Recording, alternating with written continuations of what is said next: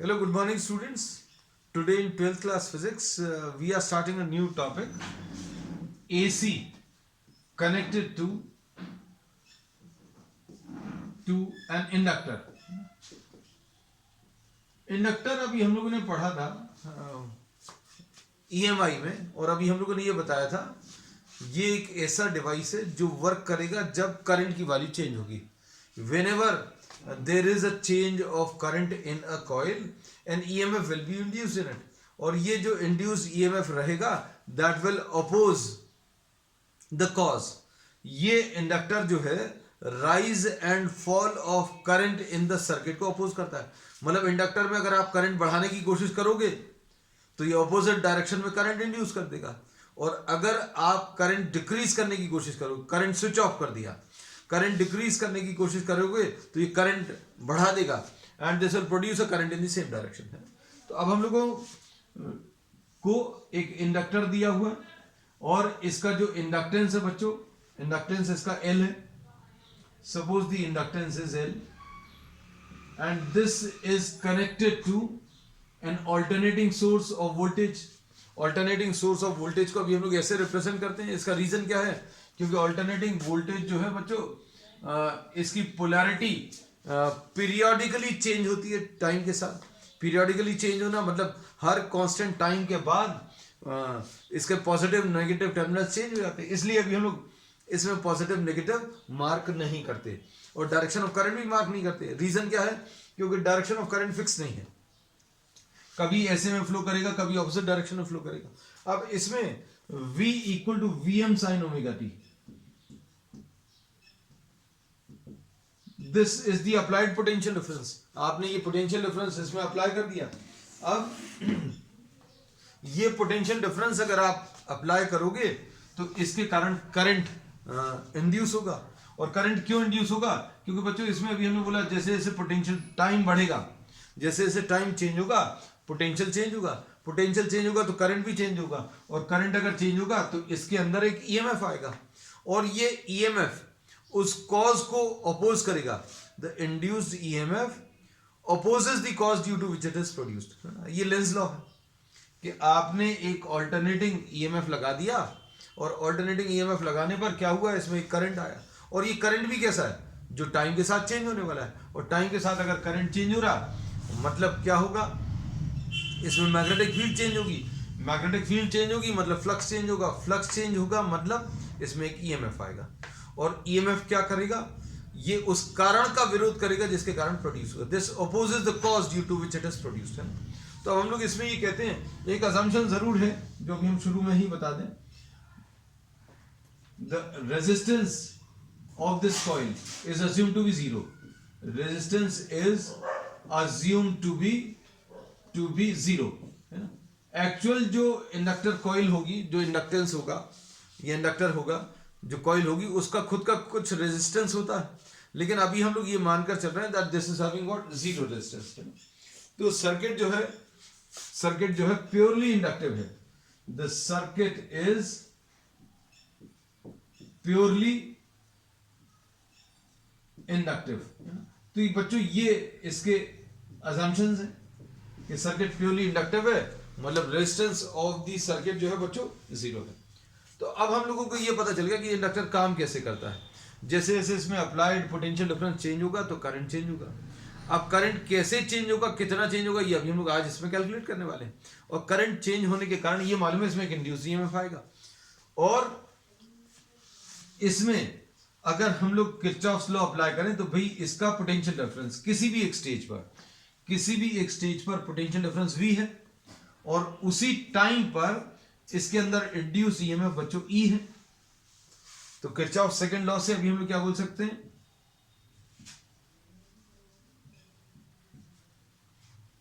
V plus E will be equal to zero.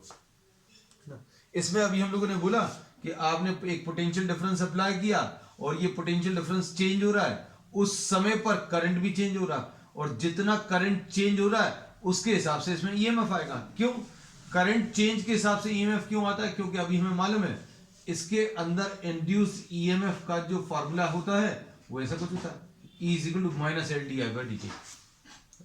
तो अब हम लोगों ने इसमें ये बोला कि किसी एक मोमेंट पर पोटेंशियल डिफरेंस या पोटेंशियल इसका v है और इसके अंदर इंड्यूस ईएमएफ E है, और चूंकि ये अपोज कर रहा है तो अभी हम लोग ये बोलेंगे कि अगर आपने v अप्लाई किया और इसमें इंड्यूस ईएमएफ E है तो इन दोनों का अलजेब्राइक सम 0 आता है। बिल्कुल ऐसे ही कुछ अभी हम लोग रेजिस्टेंस भी करते थे कि भाई रेजिस्टेंस में आपने ये अप्लाई किया और रेजिस्टेंस में अप्लाइड पोटेंशियल डिफरेंस v है और इसमें ड्रॉप जो है बच्चों आई आर है, तो v प्लस आई आर की वैल्यू 0। इसको अभी हम लोग सॉल्व कर चुके हैं, तो v प्लस ई की वैल्यू 0 है। अब इसमें क्या लिखेंगे बच्चों, v minus L D I by D T कितना आ जाएगा, 0 आ जाएगा। हम लोगों ने इसमें क्या किया, किसकी वैल्यू रख दी बच्चों, ई की वैल्यू रख दी, तो minus L D I by D T 0 आ गया। अब इसको थोड़ा सा सिंप्लीफाई करेंगे,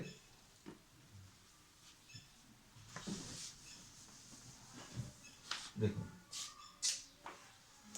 v will be equal to L D I by D T. अब इसके बाद v की वैल्यू रख दीजिए, v की value vm sine omega t will be equal to L D I by D T, ऐसा कुछ लिख लिया।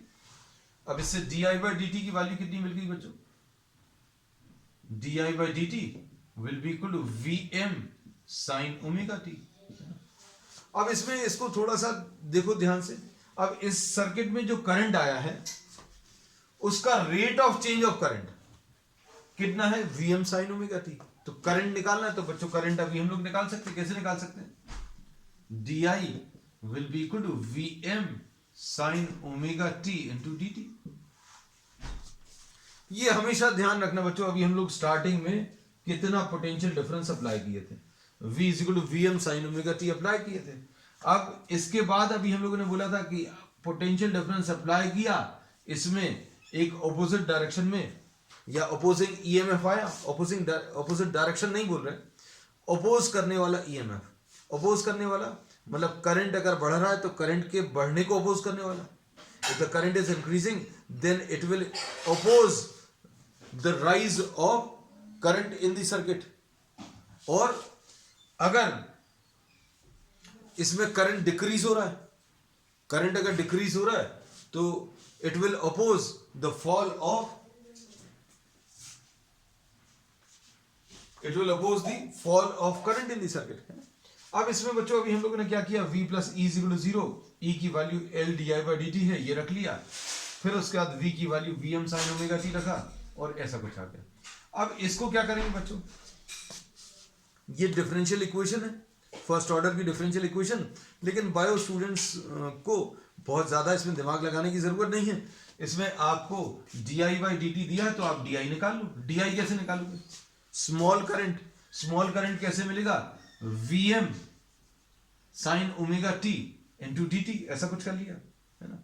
अब इसके बाद क्या करोगे बच्चों, इसको इंटीग्रेट कर लो, D I is equal to V M sine omega T D T, ऐसा लिख लिया।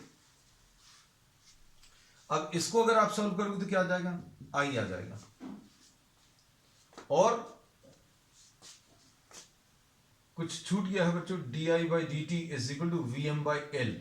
हाँ ये देखो वी एम बाई एल। अब इसमें इसको इंटीग्रेट करोगे तो आई आ जाएगा और इधर पर कितना आ जाएगा, V M divided by L, और यहां पर क्या आ जाएगा, sine omega T D T. बच्चों इसमें थोड़ा सा बायो स्टूडेंट्स को थोड़ी सी दिक्कत हो सकती है, लेकिन चिंता की कोई बात नहीं, हम आपको सारी टर्म्स जो हैं बताते चलेंगे। तो अब इसको अगर आप सिंप्लीफाई करोगे तो आई कितना आ जाएगा, वी एम अपॉन एल, ठीक है, साइन ओमेगा टी का इंटीग्रेशन, साइन ओमेगा टी का इंटीग्रेशन बच्चों क्या आता है, minus cos omega T. Sine omega T का इंटीग्रेशन क्या आ जाएगा, माइनस कॉस ओमेगा टी, और टी के साथ जो टर्म है उससे डिवाइड करना है। तो ये भर याद रखना, साइन ओमेगा टी का इंटीग्रेशन कितना आएगा, minus cos omega T divided by omega. Bio students बस थोड़ा सा ध्यान रखना ये चीज, ऐसा कुछ आ गया। अब इससे क्या मिलेगा, देखो I will be equal to V M divided by omega L, और माइनस साइन भी है और cos ओमेगा टी। तो अब इसको देखकर और इसको देखकर कुछ कह सकते हैं क्या? इन दोनों रिलेशंस को अगर आप देखें तो इन दोनों रिलेशंस को देखकर कंपैरिजन तो नहीं कर सकते। कंपैरिजन करने के लिए अभी हमने बोला दोनों जो है साइन वाले टर्म्स होने चाहिए।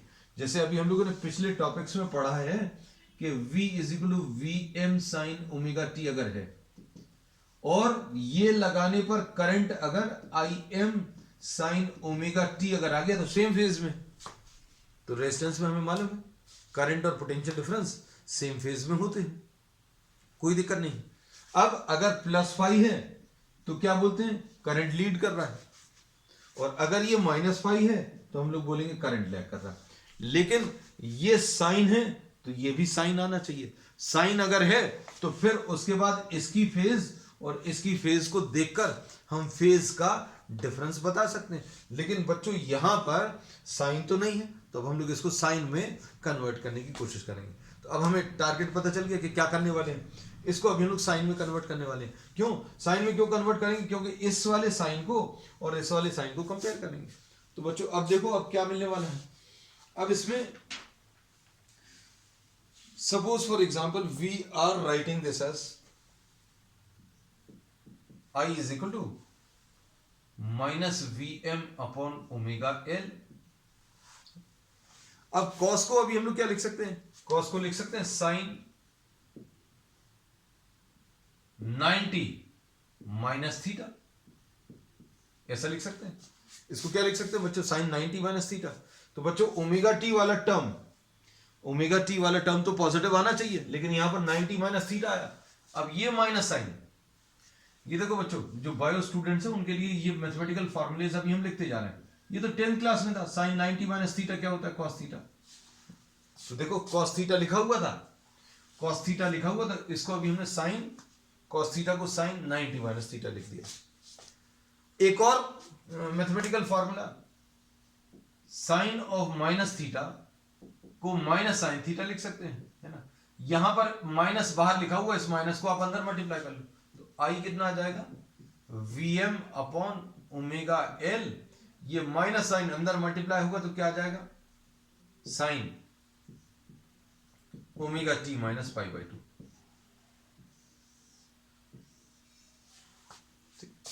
एक क्विक रिवीजन करा दें बच्चों। देखो v is equal to V M sine omega T लगाया, ये इसका पोटेंशियल डिफरेंस है, अप्लाइड पोटेंशियल डिफरेंस। इसके अंदर इंड्यूस्ड ईएमएफ ई आया, दोनों का addition 0, v plus E is equal to 0, Kirchhoff second law है। v ई की value minus L D I by D T, ये रख लिया। तो इससे क्या मिलेगा? v is equal to L D I by D T. फिर v की वैल्यू रख लो, v की value V M sine omega T, ये आ गया L D I by D T. L को इधर ले आओ तो V M upon L sine omega T. तो डी आई अगर निकालना तो डी टी को इधर मल्टीप्लाई कर लो, डी टी को इधर मल्टीप्लाई कर लिया, दोनों तरफ अब आप इंटीग्रेट कर लो। वी एम अपॉन एल को कांस्टेंट क्वांटिटी को बाहर निकाल लिया, साइन ओमेगा टी आया। साइन ओमेगा टी का इंटीग्रेशन कितना आ जाएगा? Minus cos omega T divided by omega. अब इसका ओमेगा भी बाहर ले लो, माइनस साइन भी बाहर ले लो, ये कॉस आ गया। अब हम लोग क्या करेंगे बच्चों? कॉस को साइन में चेंज करने की कोशिश करेंगे। तो कॉस को साइन में कैसे चेंज किया? Sine 90 minus theta, sine 90 minus theta लिखा हुआ है, फिर इस माइनस साइन को अंदर मल्टीप्लाई कर लिया। क्यों? क्योंकि ये टी वाला टर्म बच्चों नेगेटिव नहीं होना चाहिए। ओमेगा टी वाला टर्म कैसा होता है? इनको कंपेयर अगर करें, हमने पिछली क्लासेस में बताया था, आज फिर रिपीट भी करेंगे, है ना। ये टाइम वाले टर्म्स बच्चों नेगेटिव नहीं आने चाहिए, है? तो अभी हम लोगों ने माइनस साइन को अंदर मल्टीप्लाई कर लिया, अभी आ गया relation.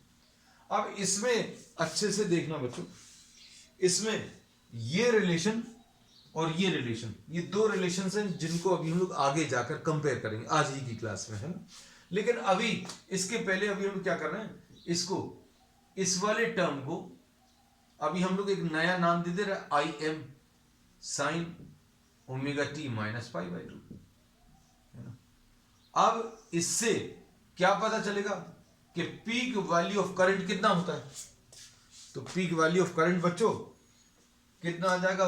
We M divided by omega L. अब इसको सोच कर देखना, आई क्या होता है बच्चों? आई होता है वी डिवाइडेड बाय आर। तो I is equal to V upon R होता है, तो ये आर जैसा एक टर्म है। Omega L is a term which is similar to R. तो ये आर जैसा ही है। किसके जैसा बच्चों? ये आर के जैसा ही है।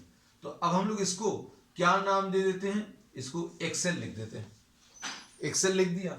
एक्सेल किसको लिखा बच्चों? ओमेगा एल को लिखा, है ना। और इसको अभी हम लोग किस में मेजर करते हैं बच्चों? ओम्स में मेजर करते हैं।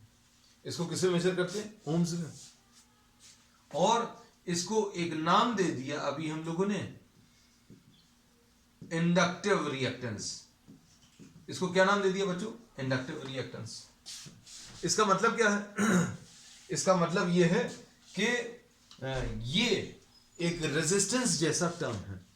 रेजिस्टेंस जैसा टर्म है, इसका मतलब क्या है? जितना ज्यादा एल होगा उतना ज्यादा इसका रेजिस्टेंस होगा। जितना ज्यादा एल होगा मतलब जितना ज्यादा इसका इंडक्टेंस होगा उतना ज्यादा ये ईएमएफ जनरेट करेगा।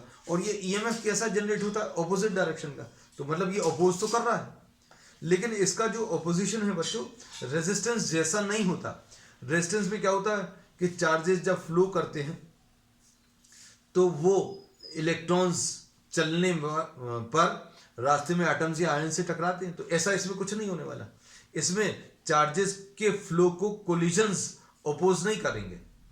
यहां पर क्या होगा? चार्जेस के फ्लो को ऑपोजिट डायरेक्शन का या अपोजिंग ईएमएफ अपोज करने वाला है ना। तो अब हम लोगों ने इसमें ये बोला जितना ज्यादा एल होगा उतना ज्यादा ये रिएक्टेंस आएगा। अब सुनना बच्चों, ये बीच वाला पार्ट जो है अभी हम ये सब अलग कर देंगे। ये भी अलग कर दे रहे हैं। Just take a screenshot quickly so that will be proceeding with the topic further. अब देखो V equal to VM sine omega T लगाया था, है ना। ये लगाने पर इसमें जो करंट आ गया वो कैसा करंट आ गया वो भी अभी हम लोग लिख दे रहे हैं। V equal to VM sine omega T लगाया तो V equal to VM sine omega T लगाने पर I equal to IM sine omega T minus 90 आ गया। और इसमें IM की वैल्यू कितनी आ गई बच्चों? IM की वैल्यू कितनी है? VM डिवाइडेड बाय I की वैल्यू कितनी आती है? V divided by R। तो अब R नहीं आएगा, यहां पर क्या आएगा? XL आएगा। फिर अगला क्वेश्चन आप पूछोगे तो XL क्या है? तो लो भैया XL की वैल्यू ओमेगा L है। तो अब हमें पता चल गया, क्या पता चला कि आप V equal to VM sine omega T अगर आप अप्लाई करेंगे तो करंट इन दी सर्किट कितना आ जाएगा? IM sine omega T minus 90। अब इससे क्या पता चलता है? इससे ये पता चलता है कि current lags potential difference by 90 degrees. Current जो है पीछे चल रहा है। कैसे पता चल रहा है पीछे चल रहा है? क्योंकि इसमें कुछ एंगल माइनस किया है। ओमेगा टी में से कितना माइनस कर दिया? 90 डिग्री माइनस कर दिया। तो करंट जो है बच्चों पीछे चल रहा है। करंट पीछे चल रहा है मतलब क्या है कि जो जो चेंजेस पोटेंशियल डिफरेंस में होंगे वही चेंजेस जो हैं थोड़े समय के बाद किस में होंगे? करंट में होंगे। मान लीजिए जब पोटेंशियल डिफरेंस मैक्सिमम हुआ तब उस समय पर करंट मैक्सिमम नहीं होगा। जब वो थोड़ा और 90 डिग्रीज आगे चला जाएगा, मतलब जब पोटेंशियल डिफरेंस मैक्सिमम से 0 आ जाएगा, तब क्या होगा? करंट मैक्सिमम होगा। ये एस्पेक्ट अभी हम लोग आगे डिस्कस करने वाले हैं, लेकिन अभी हम इसी को आगे बढ़ाते हैं। हमने बोला कि V is equal to VM sine omega T लगाया तो I is equal to IM sine omega T minus 90 ये आ गया। अब इसमें बच्चों इसको देखकर अभी हम लोग ये बता सकते हैं कि IM की value VM divided by XL है और XL किसको लिखा है? ओमेगा L को लिखा। अब इसमें XL के बारे में थोड़ी सी और बातें कर लें। XL ओमेगा L है तो XL क्या है? थीटा अपॉन टी है। ये ओमेगा क्या होता है? Omega theta upon T. अब उसके बाद L को क्या लिखोगे? देखो L को लिख लिया E into T upon I DI। तो इसमें टाइम और टाइम तो कैंसिल हो जाएगा। हम लोग यूनिट्स बताने की कोशिश करें, थीटा की कोई यूनिट्स नहीं होती, E अपॉन आई, यानी voltage upon current. Voltage upon current मतलब ये क्या है बच्चों, एक रेजिस्टेंस जैसा टर्म है। हमने ये पहले भी बताया था, ये अब प्रूफ करके बता दिया कि एक्सेल जो है कैसा टर्म है, एक रेजिस्टेंस जैसा टर्म है ना? अब देखो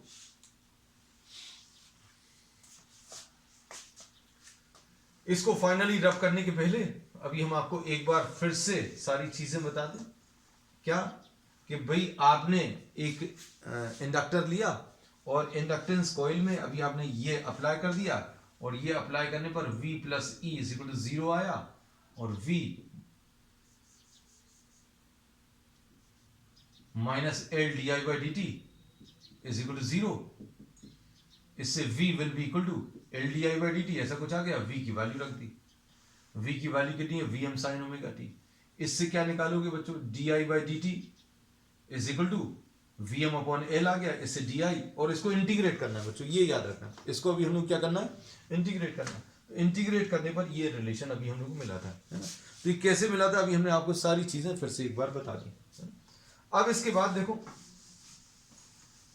हम लोगों को अब ये पता चल गया कि भाई किसी भी इंडक्टर में अगर आप एसी अप्लाई करोगे, किसी भी कंडक्टर में, सॉरी किसी भी इंडक्टर में, in any inductor if you are applying an AC, तो वो इंडक्टर अपोज करता है। कैसे अपोज करता है, by producing an EMF in opposite direction. Opposite to what, opposite to rise of current. अगर करंट बढ़ रहा है तो उसके ऑपोजिट डायरेक्शन में ईएमएफ, और अगर करंट डिक्रीज हो रहा है तो करंट को डिक्रीज नहीं होने देगा, है ना। तो इट अपोजेस द चेंज, है ना, ये चेंजेस को बच्चों अपोज करेगा, है ना।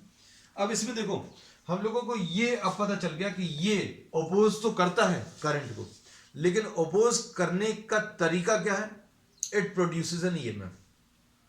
अपोज करने का तरीका क्या है इंडक्टर का, ये याद रखना, बार बार अभी हम बोल रहे हैं। इंडक्टर जो है करंट को अपोज करता है। कैसे अपोज करता है, by producing an EMF, and this EMF opposes the rise and fall of current in the circuit। अब ये opposition measure कैसे होता है, तो ये पता चल गया बच्चों कैसे मेजर होता है, ये एक्सेल से मेजर होता है, और एक्सेल क्या होता है, ओमेगा एल, है ना। तो अब इसको देखकर बच्चों अब हम लोग क्या कह सकते हैं,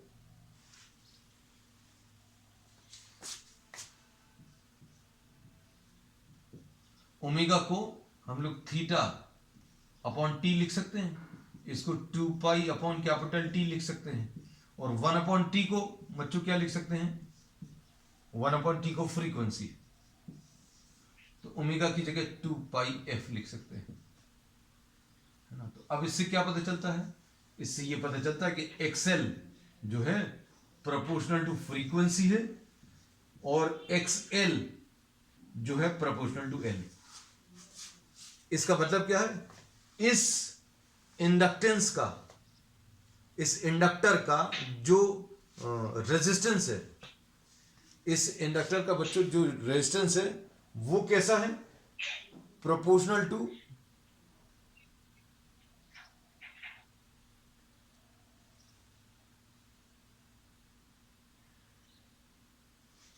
इस इंडक्टर का जो रेजिस्टेंस है वो प्रोपोर्शनल टू फ्रीक्वेंसी है। फ्रीक्वेंसी क्या होता है बच्चों, कितने नंबर ऑफ साइकिल्स कंप्लीट होते हैं पर सेकेंड। तो क्या ये हम लोग चेंज कर सकते हैं, हम लोग तो चेंज नहीं कर सकते, लेकिन थ्योरेटिकली इसकी बात कर सकते हैं। हम लोग घरों में जो इलेक्ट्रिसिटी यूज करते हैं उसकी फ्रीक्वेंसी 50 होती है, और अगर आपने 100 फ्रीक्वेंसी वाला करंट अगर लिया होता, अगर आपने 100 फ्रीक्वेंसी वाला करंट लिया होता तो 50 की जगह 100 आ जाता, तो एक्सएल की वैल्यू एक्सएल की वैल्यू डबल हो जाती है। आपने अगर 150 फ्रीक्वेंसी वाला, हम लोग चेंज नहीं कर सकते, हम बार बार यही कह रहे हैं, घरों में जो इलेक्ट्रिसिटी यूज करते हैं उसकी फ्रीक्वेंसी 50 होती है, that can not be change. हम लोग घरों में जो इलेक्ट्रिसिटी यूज कर रहे हैं वो अगर 150 वाली यूज करते तो क्या होता, फ्रीक्वेंसी ज्यादा हो जाती। फ्रीक्वेंसी ज्यादा हो जाती मतलब ये ज्यादा अपोज करता है ना। तो अभी हम लोग ये पता चल गया कि बच्चों एक्सेल जो है that is what, that is proportional to frequency. इसको अभी हम लोग ऐसा डायग्राम ले सकते हैं, ये एक्सेल ले लिया और ये फ्रीक्वेंसी ले लिया। अब इसमें हायर फ्रीक्वेंसीज, ऐसा लिख सकते हैं, higher frequencies result in larger XL, larger XL, है ना। जितनी ज्यादा फ्रीक्वेंसी होगी उतना ज्यादा एक्सेल होगा।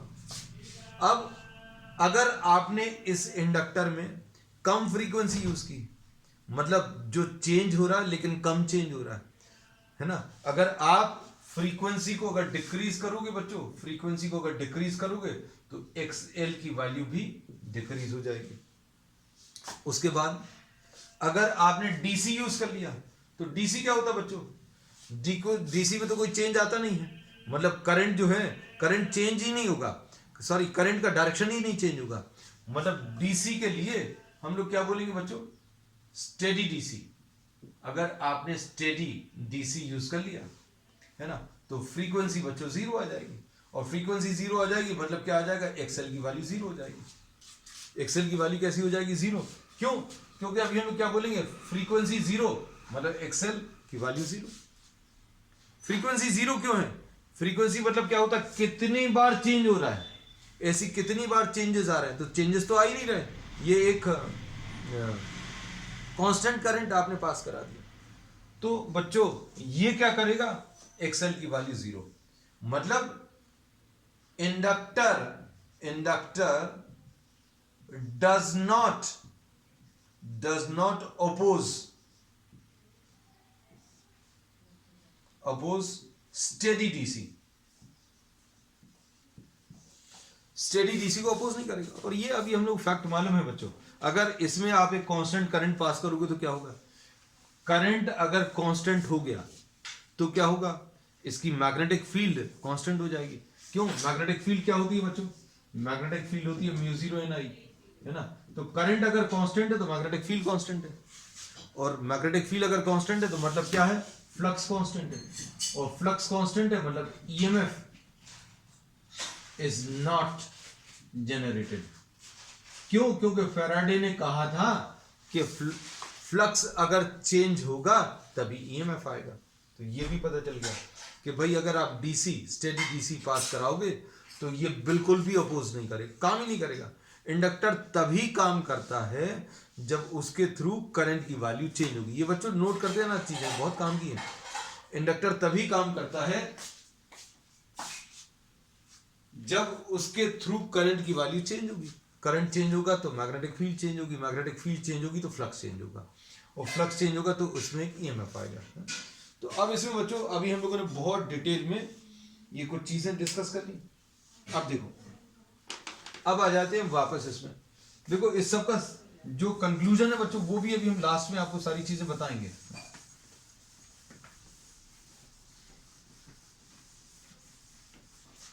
अब इसमें एक चीज और, एक्सेल जो है बच्चों प्रोपोर्शनल टू एल है ना। अगर जितना ज्यादा इंडक्टर होगा, जितना ज्यादा इंडक्टेंस होगा, उतना ज्यादा एक्सेल आएगा। ये एक्सेल ले लो, ये एल ले लो, तो इनके बीच का भी ग्राफ ऐसा कुछ आएगा। एक्सेल डायरेक्टली प्रोपोर्शनल, कोई भी दो क्वांटिटीज अगर डायरेक्टली प्रोपोर्शनल है, उनके ऊपर पावर 1 है, तो उनके बीच का जो ग्राफ है that will be what, a straight line. चलो अब हम फिर से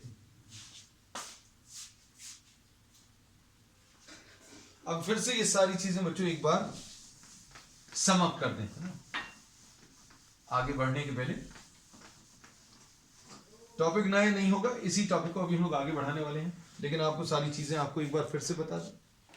क्या कि इंडक्टर में बच्चों देखो, V equal to VM sine omega T लगाया तो क्या आया, I is equal to IM sine omega T minus 90 आ गया। अब इसमें फिर अगला क्वेश्चन ये आता है कि IM क्या होता है, तो हम लोग बोलेंगे I होता है V डिवाइडेड बाय R, है ना। तो हम लोग इसको कैसा लिखेंगे, V डिवाइडेड बाय R। अब यहां पर R तो है नहीं, R जैसा एक टर्म है, एक्सेल है। अब एक्सेल क्या है, अगला क्वेश्चन, तो एक्सेल की वैल्यू ओमेगा एल, है ना। तो ये पूरा सर्किट जो हम लोगों ने आज डिस्कस किया था, उसका रिजल्ट, पूरा रिजल्ट अभी हमने इस 3-4 लाइंस में लिख दिया। अब इनको देखकर बच्चों अभी हम लोग क्या कह सकते हैं, इन दोनों को देखकर इसका जो फेज है बच्चों कितना है, इसका फेज ओमेगा टी है, इसका फेज क्या है बच्चों, omega T minus pi by 2, इसका फेज ओमेगा टी है, इसका फेज कितना है, ओमेगा टी माइनस 90 है ना। तो कौन सी चीज कम है, तो बच्चों इन दोनों का डिफरेंस, फेज डिफरेंस बच्चों कितना है, फेज डिफरेंस ये 90 डिग्री है। अब इस 90 डिग्रीज में अभी हमें ये पता होना चाहिए कौन सा वाला आगे चल रहा है, कौन सा पीछे चल रहा है। सो वी से दैट वी लीड्स आई, या फिर ऐसा नहीं बोलकर अभी हम लोग क्या बोलेंगे, I lags V by 90 degrees. Current जो है बच्चों लैग कर रहा है ना। तो अब हम लोग इसको ये भी लिख दे रहे हैं, so here we write I lags V by 90 degrees. अब इसके बाद अब इसका फेजर डायग्राम अगर अभी हम लोग ड्रॉ करें बच्चों, तो फेजर डायग्राम क्या था, phasor diagram is a diagram which is obtained by treating Vm and Im as vectors। Vm और Im को आप वेक्टर्स जैसा ट्रीट करें तो जो डायग्राम बनेगा उसको अभी हम लोग फेजर डायग्राम बोलते हैं, है ना। अब देखना,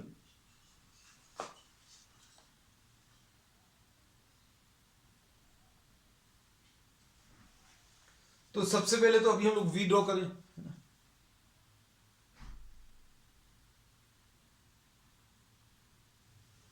इसमें देखो सबसे पहले बच्चों अभी हम लोगों ने Vm ड्रॉ कर लिया है ना। Vm ये पोटेंशियल डिफरेंस का फेजर है, ये किसका, पोटेंशियल डिफरेंस का फेजर है। फेजर एक रोटेटिंग वेक्टर है, तो बच्चों ये एक रोटेटिंग वेक्टर है जो कितने एंगल पर है बच्चों, ओमेगा टी एंगल पर है ना। कितने एंगल पर है, ओमेगा टी एंगल पर। अब ये Vm हम लोगों ने फेजर ड्रॉ कर लिया किसका, ये फेजर ड्रॉ कर लिया पोटेंशियल डिफरेंस का। अब यहां से -90, तो बच्चों नेगेटिव जो एंगल है, नेगेटिव एंगल हम लोग कैसा ड्रॉ करते हैं, क्लॉकवाइज डायरेक्शन में। तो क्लॉकवाइज डायरेक्शन में अभी हम लोग करंट ड्रॉ कर ले रहे हैं, है ना। यहां से कितने एंगल पर, 90 डिग्री एंगल पर, है ना।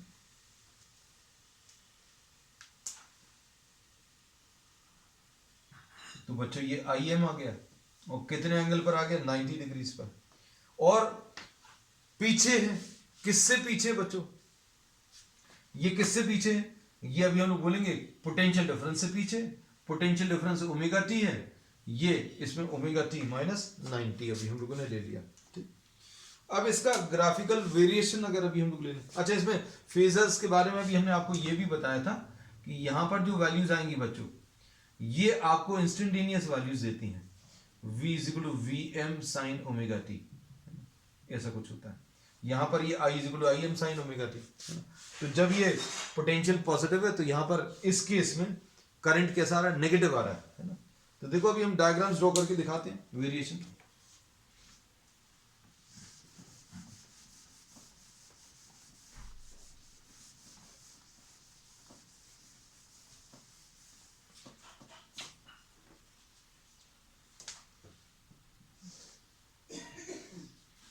V = Vm sin omega T बच्चों ये ड्रॉ कर लिया,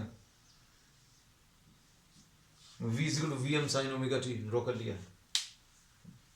अब I = Im sin omega T अगर ड्रॉ करना है, ये 90 डिग्री से पीछे चल रहा है, मतलब अभी आपको क्या करना है बच्चों, इसी डायग्राम को 90 डिग्री से आप पीछे खिसका दीजिए, है ना।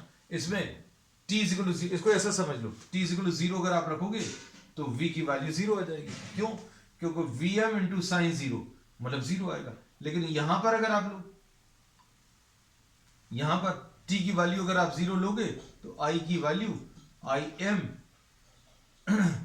sin ओमेगा टी -90 यानी -Im आएगा, है ना। तो अब हम लोग इसमें ये बोलेंगे ये ऐसा कुछ आएगा।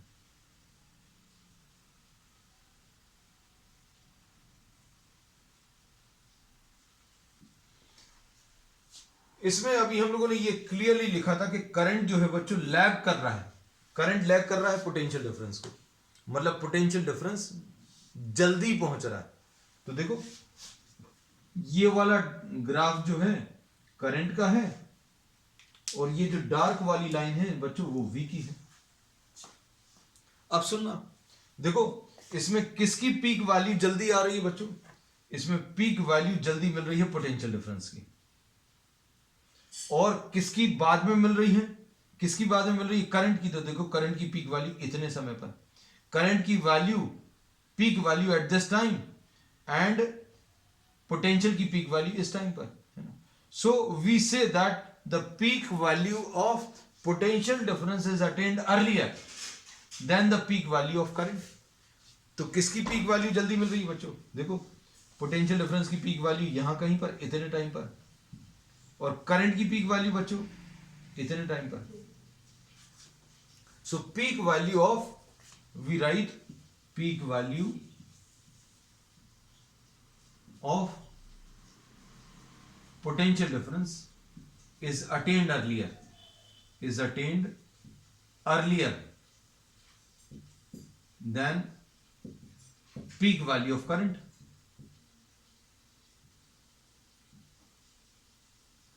और जो चीज जल्दी हो रही है, मान लीजिए कुछ चीजें अभी हम लोग बोल रहे हैं, रेसिंग का एग्जांपल देते हैं, जो जल्दी पहुंच गया मतलब वो लीड कर रहा है, तो कौन सा जल्दी पहुंच गया, पीक वैल्यू पोटेंशियल डिफरेंस की जल्दी आ गई, पोटेंशियल डिफरेंस की पीक वैल्यू जल्दी आ गई। इसका मतलब क्या है बच्चों, इसका मतलब सिंपल सा है कि पोटेंशियल डिफरेंस लीड कर रहा है, पोटेंशियल डिफरेंस लीड कर रहा है मतलब करंट लैग कर रहा है।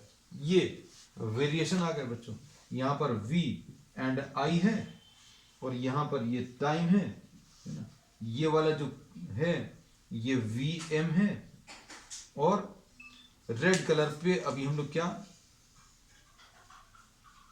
IM मार्क कर देंगे, ये IM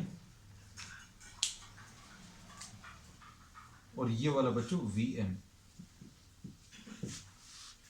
ठीक, तो अब ये कॉन्सेप्ट बच्चों एकदम क्लियर रहना चाहिए कि आपको किसको लीड कराना, किसको लैग कराना। तो ये इसमें मेन लाइन जो है इंडक्टेंस में, इंडक्टेंस में अब करंट और पोटेंशियल डिफरेंस साथ साथ नहीं चल रहे, इनका साथ छूट गया। रेजिस्टेंस में करंट और पोटेंशियल डिफरेंस साथ साथ चल रहे थे, मतलब दोनों साथ में इंक्रीज हो रहे हैं, दोनों साथ में डिक्रीज हो रहे हैं, लेकिन यहां पर अब ऐसा नहीं, आगे पीछे हो गए। कौन आगे निकल गया बच्चों, तो इसमें भी हम लोग बोलेंगे पोटेंशियल डिफरेंस जो है लीड कर रहा है, पोटेंशियल डिफरेंस इज लीडिंग, है ना, कितने एंगल से, 90 डिग्री से लीड कर रहा है। तो this is what the complete analysis of AC connected to an inductor, है ना। अब इसमें एक छोटा सा टॉपिक और है, वो भी अभी हम लोग इसी में साथ में ले रहे हैं, पावर कंजम्पशन बच्चों।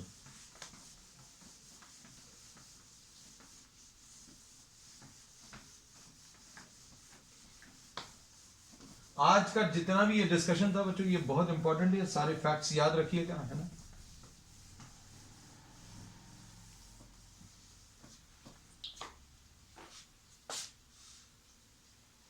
क्या क्या है, V is equal to VM sine omega t लगाया तो I is equal to IM sine omega t minus 90 आया, है ना। अब इससे क्या मिलेगा,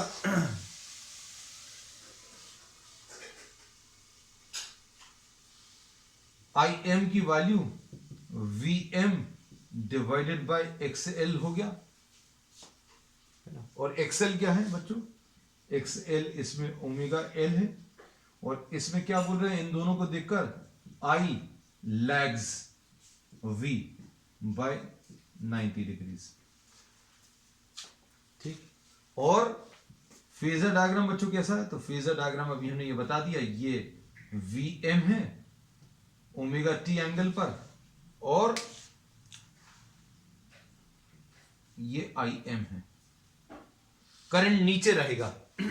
देखो करंट बच्चों कैसा है, नीचे है, पोटेंशियल डिफरेंस से नीचे है, मतलब लैग कर रहा है। 90 डिग्रीज पर। और ये भी अभी हम लोग ने, अभी आज की पूरी क्लास जो है बच्चों, इतने से हिस्से में अभी हम लोगों ने कलेक्ट कर दी है। पूरा जितना भी आज अभी हमने पढ़ाया है वो सारा इसी के अंदर आ गया।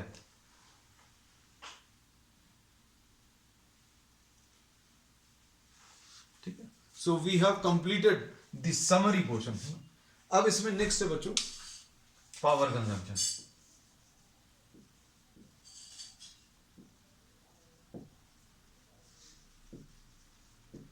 in an inductor।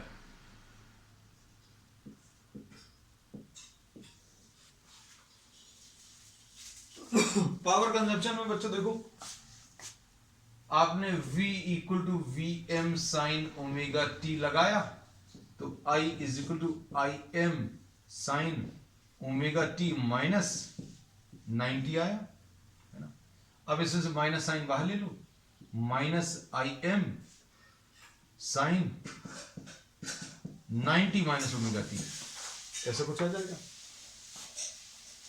और इसको क्या लिखेंगे, minus I M cos omega T, sine 90 minus theta को बच्चों क्या लिख लिया, कॉस थीटा। अब देखो, अब हम लोग क्या करते हैं इलेक्ट्रिकल पावर निकालने के लिए, अभी हमने पहले भी आपको बताया था क्या आप इलेक्ट्रिकल वर्क डन ले लो, take a small time interval.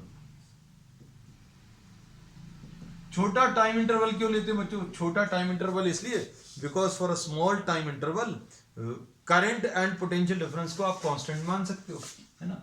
ये अभी हमने बार बार ये डायग्राम ड्रॉ करके दिखाया पहले कि भाई अगर आपने टाइम बड़ा ले लिया, यहां पर टाइम होता है ना, टाइम अगर आपने बड़ा ले लिया तो करंट की वैल्यू चेंज हो रही है। लेकिन यही टाइम इंटरवल बच्चों अगर आपने छोटा ले लिया, तो इस छोटे से टाइम इंटरवल के लिए करंट की वैल्यू, पोटेंशियल डिफरेंस की वैल्यू कांस्टेंट मान सकते हैं। स्मॉल टाइम इंटरवल dt के लिए इलेक्ट्रिकल वर्क कैसे मिलेगा, v into I into D t. v कितना बच्चों, v m sine omega t, और i कितना है, minus I M sine omega T D t. देखना अच्छे से, इधर कितना जाएगा, minus V M into I M, कुछ गलत लिख दिया है, ये cos omega T, minus I M cos omega T, sine omega t cos omega T D t, 2 से ऊपर नीचे मल्टीप्लाई कर लो, तो यह आ जाएगा minus V M into I M divided by 2, ऐसा कुछ आ गया। और इसको क्या लिख लेंगे बच्चों, साइन 2 ओमेगा टी। ये देखो फॉर्मूला बच्चों किसके लिए, bio student, 2 sine theta cos theta को साइन 2 थीटा लिख सकते हैं, ये 2 साइन थीटा कॉस थीटा को साइन 2 ओमेगा टी।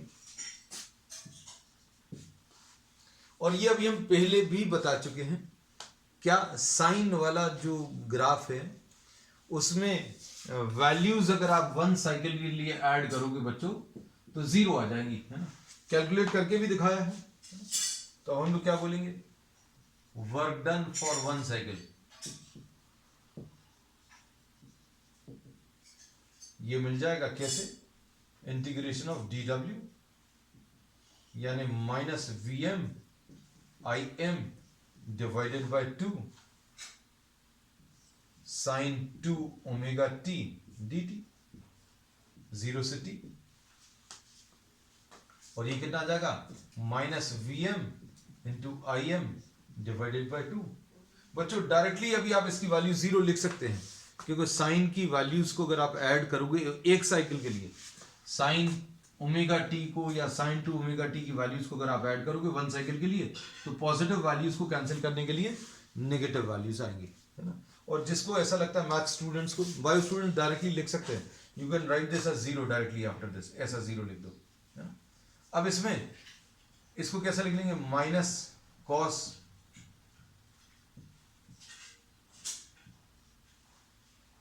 और कहां से कहां तक, 0 से t तक, तो यह आ जाएगा V M into I M divided by 4 omega cos 2 omega capital T ये स्मॉल टी की जगह बच्चों ये वाला कैपिटल टी रख देंगे और माइनस कॉस 0, और ओमेगा टी को फिर क्या लिखोगे 2 पाई, तो ये कितना आ जाएगा Vm into Im upon 4 omega cos 4 pi minus cos 0, और कॉस 4 पाई की वैल्यू बच्चों 1 होती है, इसकी भी वैल्यू 1 होती है, तो आंसर 0 आ जाएगा, है ना। अभी हमने बोला डायरेक्टली भी, अभी आप यहां पर इतना सब नहीं लिखकर आप डायरेक्टली भी इसको 0 लिख सकते हैं। तो इलेक्ट्रिकल वर्क डन बच्चों वन साइकिल के लिए इलेक्ट्रिकल वर्क डन 0 आया। तो पावर कितना आ जाएगा, power will be equal to work done divided by time. पूरे एक साइकिल के लिए टाइम कैपिटल टी है, वर्क की वैल्यू 0 है, इसलिए अभी हम लोग बोलेंगे the power consumed in one cycle will be 0। एक साइकिल के लिए पावर कंजम्पशन बच्चों कितना आएगा 0। इसलिए अभी हम लोग ये कहते हैं कि बच्चों पावर नहीं खर्च हो रहा, किसमें खर्च नहीं हो रहा, when current is pass through an inductor, therefore the current passing through an inductor does not consume watts, power खर्च नहीं करता, इसलिए इसका जो करंट है बच्चों उसको अभी हम लोग वॉटलेस करंट बोलते हैं। क्या बोलते हैं, wattless current, because the power consumed और the watts consumed in one cycle is 0। अगर एक साइकिल में 0 आ रहा तो आप कितने भी साइकिल्स के लिए कैलकुलेशंस करेंगे ये 0 आएगा। So this is all about what inductor. तो इंडक्टर में बस मेन चीज बच्चों जो काम की है, बहुत ज्यादा काम की, वो ये है V is equal to Vm sine omega T लगाया तो I is equal to Im sine omega T minus 90 आएगा। Im कैसे मिलेगा, V divided by R, R नहीं आएगा XL आएगा, और XL क्या होता है ओमेगा L, और इसमें अगर आपने Vm बना लिया तो I कहां पर बनेगा 90 डिग्रीज पीछे, और 90 डिग्रीज पीछे बनाना है तो अभी आप नीचे बना देंगे इसको क्लॉकवाइज डायरेक्शन में, और ये वेरिएशन है। और पावर, तो पावर बच्चों 0 आ गया, है ना। तो देखो पूरी आज की क्लास का जो रिजल्ट है, पूरी आज जितना भी अभी हम लोगों ने पढ़ाया वो सब कुछ यहां पर लिखा हुआ है। So you can take a screenshot and complete it yourself. तो आज के लिए बच्चों इतना ही। We will continue with what AC connected to a capacitor on the next time. That's all for today.